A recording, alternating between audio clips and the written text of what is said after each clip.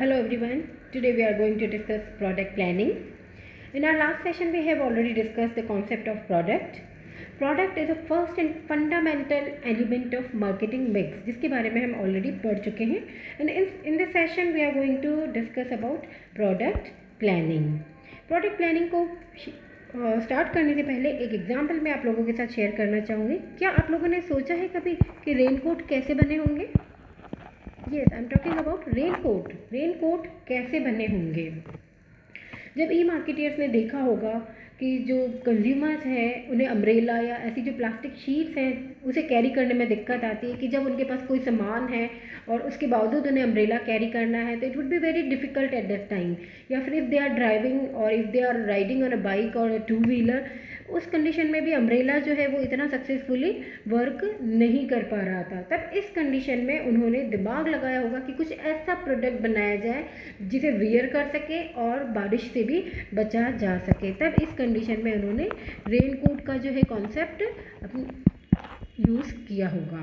तो इसी तरीके से हम इस चीज़ को प्रोडक्ट प्लानिंग से इस तरह से ऐड कर सकते हैं कि जो प्रोडक्ट प्लानिंग है उसके लिए जो कंज्यूमर्स की क्या नीड्स हैं, क्या प्रेफरेंसेस हैं, क्या चॉइसेस हैं, उसके अकॉर्डिंग ई मार्केटियर पता लगाता है कि किस प्रोडक्ट की नीड है और उसके अकॉर्डिंग वो अपने प्लानिंग करते हैं. ठीक है, जो उनका मार्केटिंग प्लान है, जो उनका मार्केटिंग पूरा स्ट्रैटेजी है, उसमें वो डिसाइड करते हैं कि किस तरह से उस प्रोडक्ट को प्लान किया जाना चाहिए. ठीक है, तो let's see the definition. Product planning embraces all the activities which enable producers and middlemen to determine what should constitute a company's line of product. यानी इस कंडीशन में all the activities जो प्रोड्यूसर्स और मिडिलमैन को ये decide करने देती है कि क्या ऐसा प्रोडक्ट कंपनी का होना चाहिए जिसे कंज्यूमर्स एक्सेप्ट कर सके. That is called product planning. ठीक है, नेक्स्ट देखिए एक और डेफिनेशन इसकी. Product planning means the act of making out and supervising the search, screening, development and commercialisation of new products, the modification of existing lines and the discontinuance of marginal और unprofitable item. ये जो definition है this is quite broad definition, जिसमें इसके सारे जो acts हैं, activities हैं, वो इसमें कंबाइंड होती हैं. किस प्रोडक्ट को मार्केट में लाना है, किस प्रोडक्ट की जो एग्जिस्टिंग लाइन है उसको मॉडिफाई किया जाना है, या किस प्रोडक्ट को मार्केट से हटाना है. इन सभी से रिलेटेड सारी एक्टिविटीज़, सारी प्रोसेसेस प्रोडक्ट प्लानिंग का पार्ट होती हैं. In other words the planning, direction and control of all the stages in the life of a product from the time of its creation to the time of its removal from the company's line of product is known as product planning. देखिए product life cycle का हम concept पढ़ चुके हैं, आप लोगों को याद होगा प्रोडक्ट लाइफ साइकिल का कॉन्सेप्ट पढ़ चुके हैं हम. इस कॉन्सेप्ट के अकॉर्डिंग हर प्रोडक्ट की एक लाइफ होती है और लास्ट में मेच्योरिटी लेवल तक आते आते वो प्रोडक्ट जो है मार्केट से बाहर चला जाता है. तो जो प्रोडक्ट प्लानिंग है वो ये डिसाइड करती है कि कौन सा प्रोडक्ट मार्केट से बाहर जाएगा, क्योंकि जो प्रॉफिटेबल नहीं है उस प्रोडक्ट को किस तरह से बाहर निकालना पड़ेगा कंपनी की जो प्रोडक्ट लाइन है उससे. तो ये सारी जो एक्टिविटीज़ हैं, direction, controlling and planning, these all are cumulatively part of product planning. Now let's discuss the nature of product planning. The first one is planning of product, यानी किस तरह से प्रोडक्ट्स की प्लानिंग की जानी चाहिए, यानी कि कौन सा प्रोडक्ट कंपनी की प्रोडक्ट लाइन में ऐड ऑन होगा, कौन कौन से प्रोडक्ट्स फ्यूचर में बनाए जाएंगे, उन सब की प्लानिंग प्रोडक्ट प्लानिंग के थ्रू ही की जाती है. प्लानिंग ऑफ टेंजिबल और इनटेंजिबल प्रोडक्ट्स. एंड ये जो प्रोडक्ट प्लानिंग है वो टेंजिबल प्रोडक्ट्स की भी हो सकती है और इनटेंजिबल प्रोडक्ट्स यानी जो सर्विसेज जिन्हें हम कहते हैं उनकी भी हो सकती हैं. Okay, next one is starting point of all the marketing activities. This is the fundamental first and foremost activity of all the marketing activities की जो शुरुआत है वो प्रोडक्ट प्लानिंग से होती है. The next one is it's a continuous process. ऐसा नहीं हो सकता कि आपने एक बार प्लानिंग कर ली और एक प्रोडक्ट डाल दिया मार्केट में and then you are stopped. No, continuous, it's an continuous process. Okay, and again it's a universal process. Universal process यानी if a marketer is a producer or as a wholesaler or a retailer, product planning है वो सभी के लिए होती है। Difference सिर्फ इतना सा है, जो प्रोड्यूसर है वो प्रोडक्ट को मैन्युफैक्चरिंग करने से पहले उसकी प्लान आउट करेगा, और जो रिटेलर है या होलसेलर है वो प्रोडक्ट को परचेस करने से पहले डिसाइड करेगा कि उसे अपने बिजनेस के लिए कौन सा प्रोडक्ट चूज़ करना है। Okay, next one is fulfilment of wants and desires of consumers. This is again, हम पढ़ चुके हैं कि मार्केटिंग में, जो मॉडर्न मार्केटिंग है उसमें consumer is the central point. Okay, तो कंज्यूमर्स की जो वांट्स हैं, जो डिज़ायर्स हैं, उनके ऊपर फोकस किया जाना चाहिए, एंड जो कंज्यूमर सेटिस्फैक्शन है उसकी भी बात हमेशा से सबसे फोरमोस्ट इम्पॉर्टेंट पॉइंट माना जाता है। तो मार्केटिंग जो प्रोडक्ट प्लानिंग है उसमें कंज्यूमर सेटिस्फैक्शन अगेन एक इम्पॉर्टेंट फैक्टर है। Next one is large scope.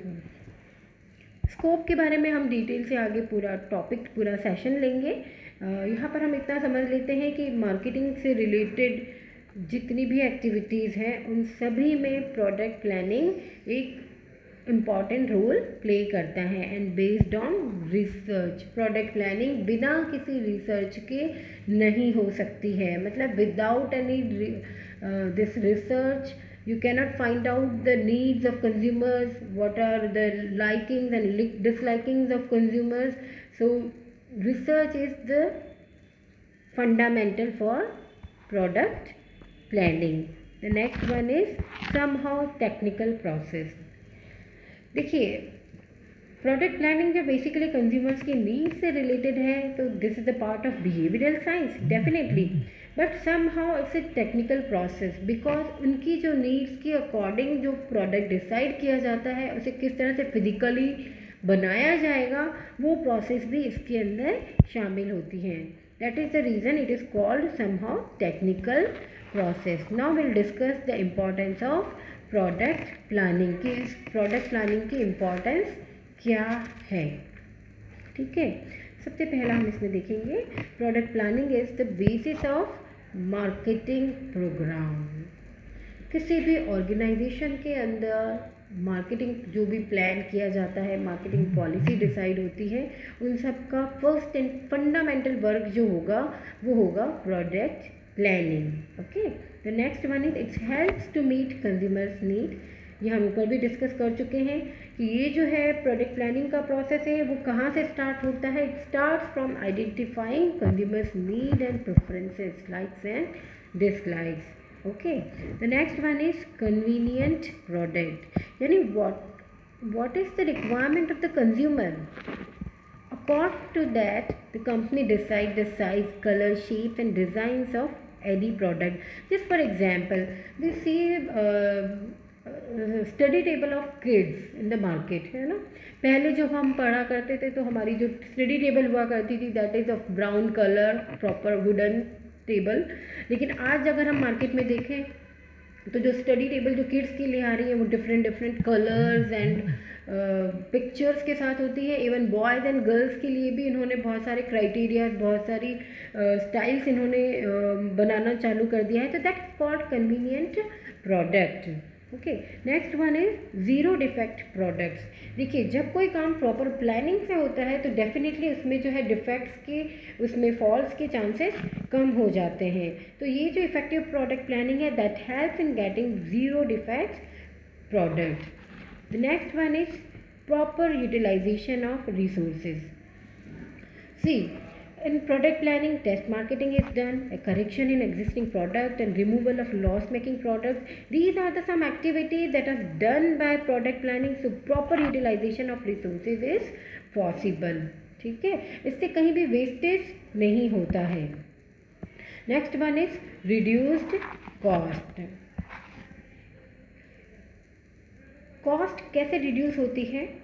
देखिए बहुत सारी जो एक्टिविटीज़ होती हैं, कई बार वो अगर प्लानिंग से नहीं करें तो हमें एक ही एक्टिविटी को कई बार 2 बार करना पड़ जाता है, या हमें उसकी प्रमोशन और डिस्ट्रीब्यूशन पर, प्रोडक्ट की जो प्रमोशन और डिस्ट्रीब्यूशन है उसके ऊपर भी बहुत ज़्यादा एक्सपेंस करना पड़ता है। लेकिन जब अगर प्रॉपर प्लानिंग से अगर सारा काम होता है, तब इस कंडीशन में हम जो ये प्रमोशनल एक्सपेंसेस हैं, डिस्ट्रीब्यूशनल की जो एक्सपेंसेस हैं, उन्हें रिड्यूस किया जा सकता है और इससे अल्टीमेटली कॉस्ट कम हो जाती हैं। ठीक है। Next one is increased sales and profit. देखिए जब कॉस्ट कम होती है तो ऑटोमेटिकली, एंड उसके साथ साथ जब आपकी सेल्स बढ़ जाती है क्योंकि आपका प्रॉपर प्लानिंग है, तब उस कंडीशन में डेफिनेटली जो कंपनी के प्रॉफिट्स हैं वो हायर हो जाते हैं। ठीक है। The next one is increased competitive capacity. Again this is an important factor कि जो प्रोडक्ट प्लानिंग है उसके थ्रू एक फर्म ये डिसाइड कर लेती है कि कंपनी का मार्केट शेयर किस तरह से बढ़ाया जा सकता है, कंपनी की पोजीशनिंग कैसे होगी। और जब कंपनी अपना पूरा होल्ड रखती है, अपने प्रोडक्ट के माध्यम से मार्केट में पूरा होल्ड कर पाती है, तब ऐसी कंडीशन में वो अपने कॉम्पिटिटर से बेटर तरीके से फेस कर पाती है। ठीक है। Next one is longer survival of firm. Survival वाला केस हम अटैच करेंगे प्रोडक्ट लाइफ साइकिल के कॉन्सेप्ट से। प्रोडक्ट लाइफ साइकिल में हमने देखा था कि किस तरह से एक प्रोडक्ट का जन्म होता है और किस तरह से मार्केट में उसको सेलिंग के लिए उतारा जाता है, एंड धीरे धीरे उसकी सेल्स बढ़ती है, प्रॉफिट्स बढ़ते हैं। लेकिन एक टाइम ऐसा आता है जिसे मैच्योरिटी लेवल कहते हैं, और उसके बाद सैचुरेशन स्टार्ट हो जाता है और कंपनी की सेल्स कम होने लगती है, उसकी प्रॉफिट्स कम होने लगते हैं और अल्टीमेटली जो है वो प्रोडक्ट मार्केट से बाहर हो जाता है। तो इस कंडीशन में उस कंपनी का जो सर्वाइवल है, उस प्रोडक्ट का जो सर्वाइवल है उसे कैसे बढ़ाया जाए, इसके लिए जो है प्रोडक्ट प्लानिंग हेल्पफुल होती है। जहाँ पर ये कैसे कर सकती है कि देखिए मार्केट में जैसे ही पता चलेगा कि मॉडिफिकेशन की कहाँ पर नीड है, किस तरह से मार्केट को कैप्चर किया जाना है, किस तरह से मार्केट के अंदर से कॉस्ट को कम करके या अपने जो एक्सपेंसेस हैं उनको कम करके मार्केट में अपना शेयर बढ़ाया जा सकता है। तो इन सारी चीज़ों के से, इन सारी स्ट्रैटेजीज़ के हेल्प से जो है फर्म अपना जो ये सर्वाइवल है उसे बढ़ा सकती है। Next one is minimum risk. देखिए new product launching is always a very risky job. You never know that your product is will be getting success और not. So it's proper product planning minimizes its risk. Okay. And the next one is instrumental in growth. New product at minimum price with maximum quality helps in growth of the firm. So it's ultimately मान लिया कि product planning जो है very first stage है marketing strategy का, लेकिन ultimately ये help करती है कंपनी के गोल्स को अचीव करने में, मार्केटिंग गोल्स को अचीव करने में, और फाइनली उस फर्म की ग्रोथ को अचीव करने में। Okay. The next one is discharge of social responsibility. CSR का जो कॉन्सेप्ट है कि एक कंपनी हमेशा अपनी तरफ से सोसाइटी की हेल्प के लिए काम करे, सोसाइटी को एक अच्छा स्टैंडर्ड ऑफ लिविंग दे। तो इन सारी रिस्पॉन्सिबिलिटीज़ में एक है कि कंपनी अपना जो प्रोडक्ट है उसके थ्रू कंज्यूमर्स की नीड को प्रोवाइड करें, उनकी स्टैंडर्ड ऑफ लिविंग को इम्प्रूव करें। So that can be done through with the proper product planning.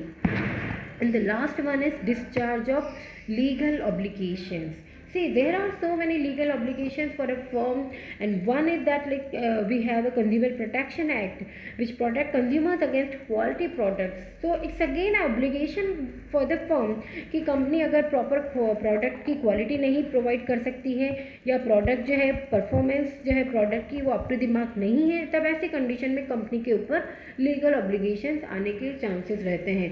तो जो प्रॉपर प्रोडक्ट प्लानिंग है that helps in getting these things correctly done. Okay, so that's all for today. Thank you.